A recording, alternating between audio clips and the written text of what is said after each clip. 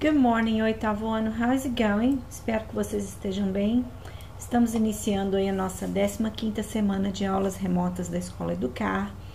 E essa semana nós vamos iniciar o tópico gramatical desse novo volume aí, que é o terceiro volume, o 5º capítulo de língua inglesa, tá? Na semana passada eu havia iniciado somente o tema do capítulo, que era sobre Internet Generation, que eram os meios de comunicação, e tinha colocado para vocês lá vários infográficos, onde vocês puderam compartilhar junto com o material da apostila e poder até comparar. Eu acrescentei mais alguns infográficos para vocês verem a evolução dos meios de comunicação entre as gerações, né? E também falamos da diferença entre elas e dessas lacunas que existem entre uma geração e outra, não foi? Pedi para vocês fazerem os exercícios relacionados ao tema, e essa semana, então, nós vamos começar o tópico gramatical, tá? Então, vamos lá. Nós temos aí o Present Perfect, tá? Que é um tempo verbal que nós não temos o equivalente dele no português. Ele é um tempo que a gente fala sobre um passado que iniciou sem um tempo específico, a gente não diz quando iniciou, e ele se chama present porque esse passado, embora tenha iniciado no passado, ele ainda faz parte do nosso presente. Então, quando a gente quer dizer que a gente realizou algo, e esse algo que a gente realizou permanece até hoje, mesmo que com um sentimento de nostalgia, a gente usa o present perfect. Quando a gente também quer dizer que realizou algo, que fez algo, que aconteceu algo, e não quer dizer quando aconteceu, a gente também usa o present perfect, ok?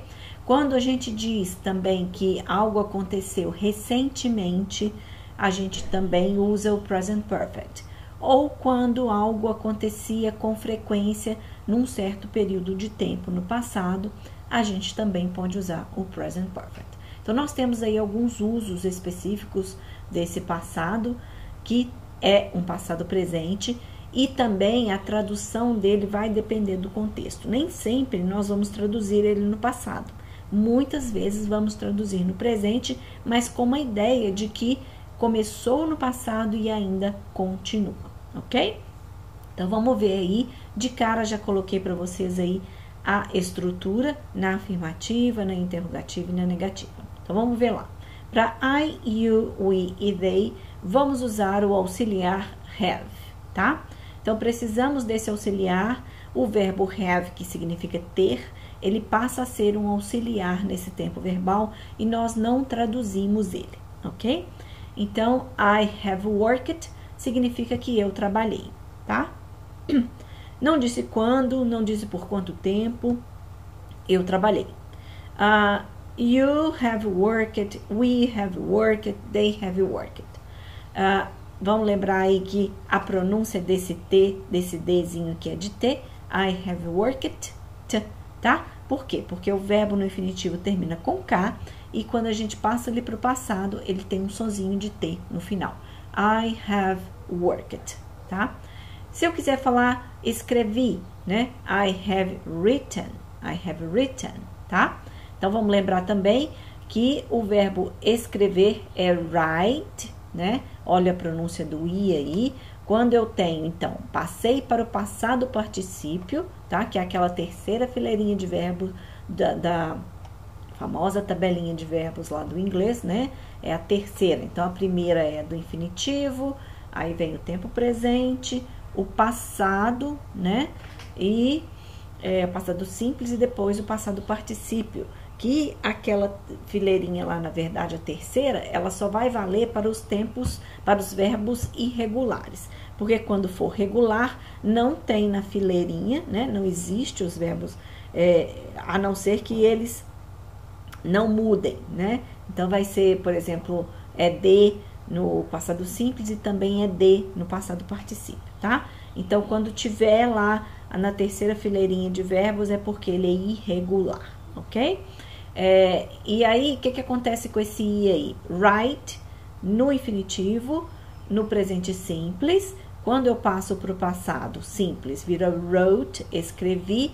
E para o passado particípio, que é quando eu preciso usar no presente ou no passado perfeito, vira written, tá? O I volta a ter som de I, porque na sequência eu tenho duas consoantes iguais, ok? Isso vale para outros verbos também, tá? Que tem essa estrutura aí de escrita, ok? De ortografia, tá? Para he, she e it, eu vou usar o has. É o mesmo verbo, é o verbo ter, mas para he, she, it, eu vou usar como se eu usasse para o presente simples. Então, has, tá? Eu também não vou traduzir ele da mesma forma que eu faria com o de cima, né? Que eu farei com o de cima, aliás, né? Has worked. Então, he has worked, she has worked, it has worked. She has written, he has written, it has written, tá? É a mesma coisa. Aí é só um exemplo de verbo, tá bom? Na interrogativa, o que é que nós vamos fazer?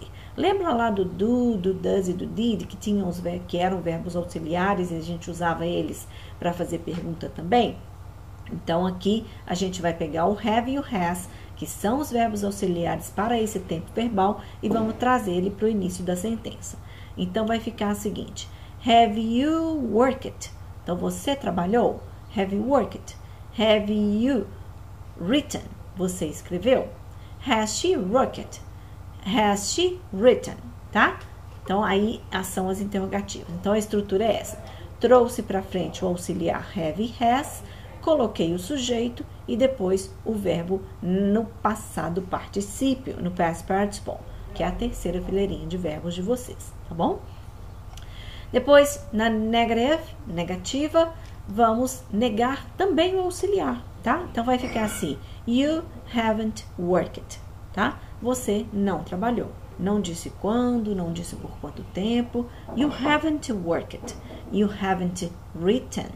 She hasn't worked.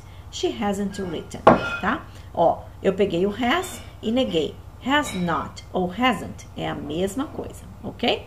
Então, é como se eu tirasse o O, colocasse o apóstrofo no lugar e juntasse as duas partículas, tá bem? Na sequência, eu tenho alguns exemplos aí para vocês. Vamos ver como é que fica aí, ó. Os usos. Então, eu vou usar o present perfect para ações que aconteceram no passado, mas cujos resultados são óbvios no presente. Então, dei um exemplo aí com ilustração para vocês. John's car is dirty. Tá? O carro do John está sujo. He washes the car. Ele lava o carro. Então, tá no presente, tá? Lava o carro. Aí, o carro dele fica limpo. He has washed the car.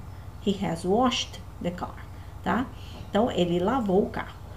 Ok, ele fez a ação e é óbvio que ele fez essa ação, porque o carro estava sujo e agora está limpo, ok? Então, ele lavou o carro. Só que eu não disse quando foi que ele lavou o carro, beleza? Então, se o carro estava sujo e apareceu limpo, alguém lavou o carro, tá? Então, eu tive uma ação aí no passado que apareceu o resultado no presente, beleza? Ok. Na sequência, temos também o uso dele para ações que acabaram de terminar, tá? For an action that has just finished. Ok. Mark is having lunch. Então, Mark is having lunch. Então, o Mark está almoçando. Aí, o que aconteceu? Ele acabou de almoçar. He has just had lunch. He has just had lunch. Passou para o presente perfeito. Ele acabou de almoçar, ok? Esse just aí é uma time expression que significa acabou de, tá? Então, he has just had lunch. Ele acabou de almoçar, ok? Na sequência, temos aí também o uso do present perfect para action that started in the past and hasn't finished. Então, começou no passado e ainda não terminou. Então, por exemplo, em 2000, uma família comprou uma casa, tá? E em 2015, eles ainda viviam na casa. Eles só mudaram logo depois de 2015, tá? Então, we bought the house in 2000. Nós compramos uma casa em 2000. And we still live in the neighborhood. Nós ainda vivemos na vizinhança. Aí eu vou transformar isso aí para o passado, para o present perfect. Ó, we have lived here for 15 years. Então, estamos vivendo aqui. Olha como que agora eu vou traduzir para o presente. Nós temos vivido aqui por 15 anos, tá? Ou então, temos vivido aqui desde 2000. Eu ainda vivo ali, tá bom? No momento da fala de 2015, eu ainda estou vivendo naquele lugar. No caso aí, nós, né? Eu usei ali. We have lived here for 15 years. Então, eu comecei no passado e ainda continuo vivendo no mesmo lugar. As imagens aí são só para ilustração, tá bom, gente? Ok? Então, no momento da fala de 2015, a casa está à venda? Ok, está à venda, mas não significa que eu não tenha vivido lá, ok? Então, eu tenho as time expressions aqui, ó, for e since. Então, for é um período, for 15 years, e since eu tenho um ponto de partida, desde, ok? Na sequência, eu vou usar também para experiências, we haven't lived, né? Então, experiências que nós vivemos ou não vivemos, tá? Num passado, obviamente, mas que nos marcaram. Então, por exemplo, he has flown a plane, but he has never tried bungee jumping. Então, ó, ele voou, né, no avião, ele pilotou um avião, mas ele nunca tentou pular de bungee jumping, tá? Aí eu vou perguntar, have you ever traveled by plane, tá? Have you ever, tá? Então, eu tenho aí duas time expressions, ever and never. Never, para dizer que eu nunca, e ever, eu vou usar na pergunta, na interrogativa, para perguntar se você já fez alguma coisa. Have you ever traveled by plane? Eu não estou perguntando quando você viajou de avião, eu estou perguntando se você já viajou, em algum momento da sua vida, se você já viajou. Have you ever traveled by plane? Ok?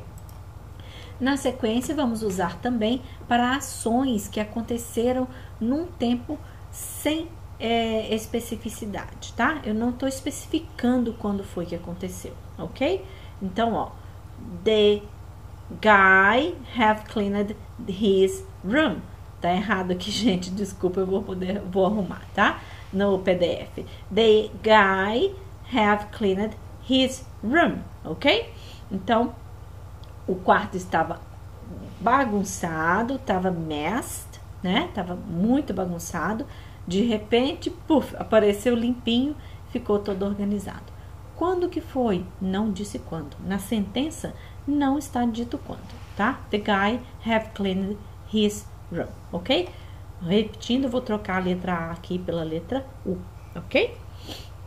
Então, finalizando aí, esse é o Present Perfect, o iniciozinho do Present Perfect, tá? Para vocês. E aí, não se esqueça de realizar todas as atividades da semana, assim você mantém os estudos em dia. Se quiser, deixe um comentário abaixo deste vídeo, tá? Hey, what's the crack? Aí, qual é a boa? É o idioma da semana, tá? Idiom, a expressão idiomática, ok? See you guys!